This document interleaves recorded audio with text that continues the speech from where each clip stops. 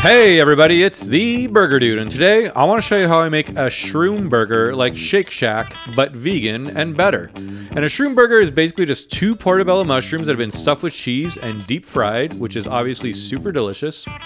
And so the first thing we're going to whip up is the famous Shack sauce. And in this video, I'm giving you the measurements for what I ended up using. However, in this first iteration, I'm basically making what was the more or less agreed upon recipe for the Shack sauce. And I put it together and I gave it a taste, and I just kind of decided, you know what? It doesn't have enough zip or zing for me. And maybe my taste buds are shot, but I decided it needed more pickle juice, it needed a little bit more ketchup, and it also needed a little bit more cayenne and also some garlic salt as well. There you go. So again, this is just the importance of making a sauce taste the way that you like it. So if you follow a recipe and you decide you want more salt or you want more spice, then go ahead and do that. You can do whatever you want.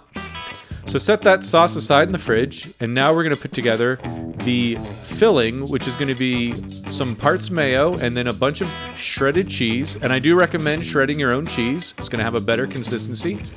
And mix this up.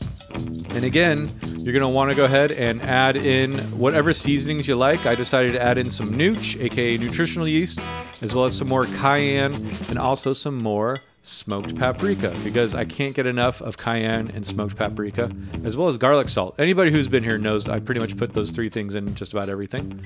So give that a mix, and that is super delicious as well. And now it's time to prep the stars of the show, the portobello mushrooms. And these are quite large when they're raw like this, as you can see. But what we're going to do is we're going to shrink them up by putting them in a microwave. But first, before we put them in the microwave, let's get out the stem and then also the gills, or the mushroom hair as I call it, because it's kind of gross when it's cooked, honestly, and it's also going to give us a little bit more room for our cheese stuffing. So go ahead and just take a spoon and just scoop out the mushroom hair like that and discard it. I guess you could eat it if you want to be a total animal. Go for it, but I threw it in the trash.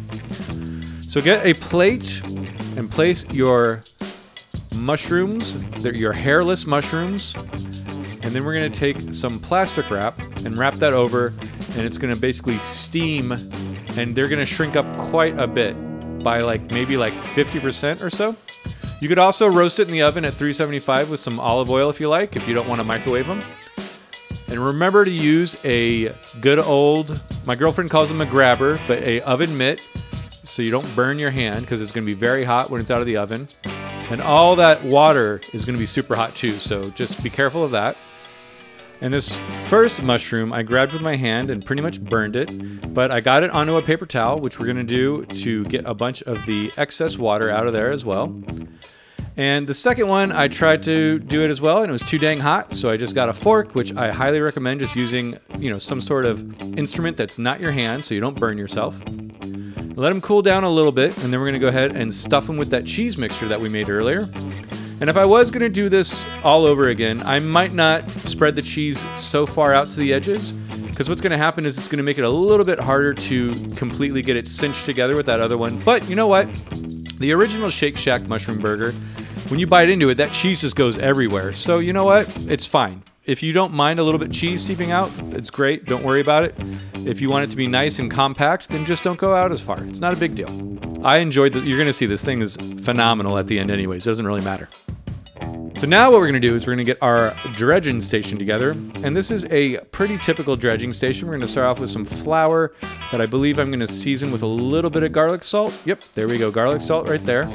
Season it however you like. I'm also using some Just Egg, but you could also use some plant-based milk with some apple cider vinegar to make a vegan buttermilk. And then lastly, we're going to use some panko. And normally when I make this kind of stuff and I'm not filming, I just kind of eyeball everything, and I forgot that I am filming. So I decided, you know what, for the sake of the recipe, I'm going to try and measure out how much I had. And I was going for about 1/3 of a cup, and it looks like I got it just about right if you don't count the stuff that I spilled. So once you got your dredging station all together, we're going to go ahead and take our mushroom patty and just get it all nice and covered in that flour. And then next up, we're going to hit it with the Just Egg or the vegan buttermilk. And then after that, we want to get it nice and coated in all that delicious panko. And then after that, all we got to do is fry this puppy up. So once you got it looking all beautiful and coated like that, all we need to do now is get a pot of oil set to about 350 to 375 degrees Fahrenheit. And once we've got that up to a good temperature, what do we got there? 367, that's right in the middle. We're gonna add our mushroom burger to the pan, and we're gonna fry that until it's nice and golden brown, just like that. And then let's go ahead and let it rest on a wire rack while we assemble our burger. So of course, first thing we're gonna start off with is that delicious Shake Shack sauce that we customized. And go ahead and do some drippy drips if you like. And then I went ahead and placed in my burger, which is the way that Shake Shack does it. But then I remembered I don't like doing it the way that Shake Shack does it. I like to put my toppings on the bottom. I don't know why, I just do. I think maybe texturally, I just like having the stuff that's gonna slide around a bunch on the bottom. That way it doesn't slide around too much. Who cares? You know what? Your mouth certainly is going to care, because no matter which way you assemble this burger, it's going to be super delicious. I do highly recommend putting the top bun on the top though. I also recommend, if you're going to make this burger, that you wrap it like this. It's just going to help everything stay together as you slowly and dramatically raise it to your mouth and take an awesome giant bite to reveal all that ooey gooey cheesy awesomeness.